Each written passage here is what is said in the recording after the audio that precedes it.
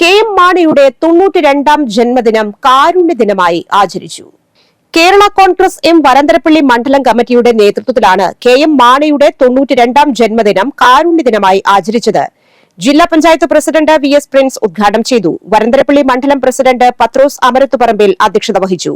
Varantharappilly panchayat president Kalapriya Suresh മുഖ്യാതിഥിയായി. സംസ്ഥാന steering committee അംഗം ബേബി മാത്യു കാവുങ്ങൽ, പഞ്ചായത്ത് സ്ഥിരം സമിതി അധ്യക്ഷ റോസ്ലി തോമസ്, ആർട്ടിസ്റ്റ് ഡേവിസ്, കവി വർഗീസ് ആന്റണി, തണൽ ഭാരവാഹി ബഷീർ, ജോബി വട്ടപ്പറമ്പിൽ എന്നിവർ പ്രസംഗിച്ചു. പ്രിൻസ് പാലക്കാട്ടുമലയിൽ, ജോ കുര്യൻ, ഷാജു മുല്ലക്കുന്നേൽ, സെബിൻ കാവുങ്ങൽ, ജോസ് തുണ്ടത്തിൽ, ബിൻഡോ എന്നിവർ സന്നിഹിതരായി.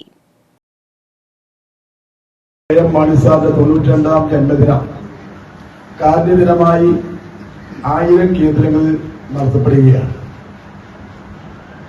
കെ.എം. മാണി സാറിനെ അനുസ്മരിക്കുമ്പോൾ 1965 മുതൽ 2017 വരെ